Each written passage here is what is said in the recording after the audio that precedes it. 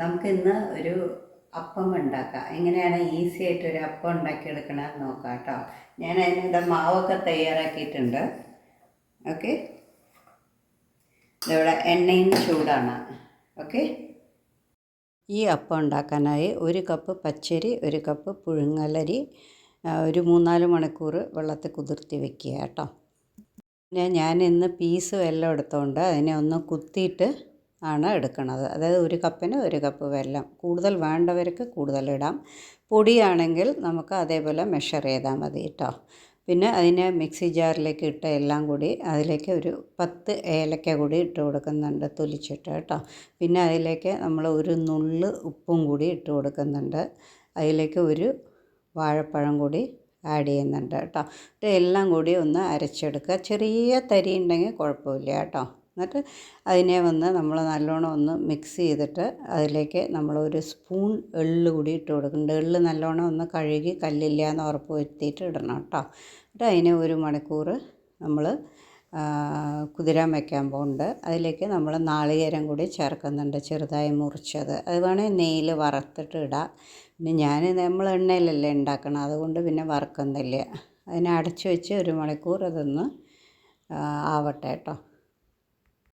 എന്നിട്ട് നമ്മളിവിടെ ഒരു പാനിൽ എണ്ണ ഒഴിച്ചിട്ട് എണ്ണ ചൂടായി വരുമ്പോൾ ഒരു മീഡിയം സൈസ് കുഴിയുള്ള ഒരു തവി എടുത്തിട്ട് അതിലേക്ക് മാവ് കോരി വെറുതെ എണ്ണയിലേക്ക് ഒഴിച്ചാൽ മതി.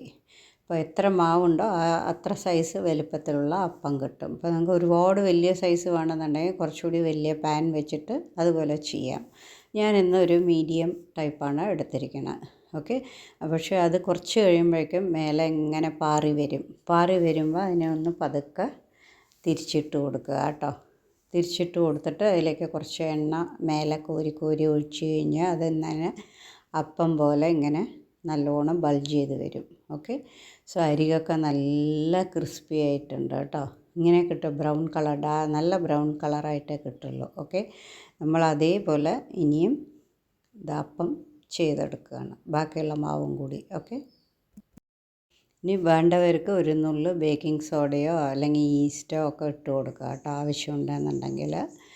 കുറച്ചുകൂടി നല്ല സോഫ്റ്റായിട്ട് കിട്ടും. ഇതുതന്നെ നല്ല സോഫ്റ്റാണ്, നല്ല ക്രിസ്പിയാണ്, കഴിക്കാനും നല്ല ടേസ്റ്റ് ഉണ്ട്. വേണമെങ്കിൽ ചേർത്ത് കൊടുക്കുക. ഓക്കെ, ഇതിൻ്റെ അറ്റമൊക്കെ തണ്ടില്ലേ നല്ല ബ്രൗൺ കളറായിട്ട്. ഓക്കെ, വീഡിയോ ഇഷ്ടമായാൽ ലൈക്ക്, ഷെയർ, സബ്സ്ക്രൈബ് ചെയ്യൂ. ബെല്ലൈക്കോൺ കൂടി പ്രസ് ചെയ്യൂ. ആളെന്ന ബട്ടൺ കൂടി എനേബിൾ ചെയ്യൂ. ഞാനിടുന്ന വീഡിയോസൊക്കെ നിങ്ങൾക്ക് ലഭിക്കുന്നതായിരിക്കും.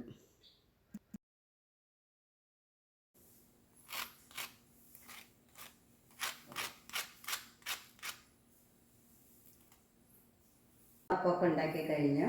ഏകദേശം ഒരു 2 കപ്പിന് ഒരു 20 അപ്പത്തോളം കിട്ടിയിട്ടുണ്ട് കേട്ടോ. നല്ല ടേസ്റ്റ് ഉണ്ട്.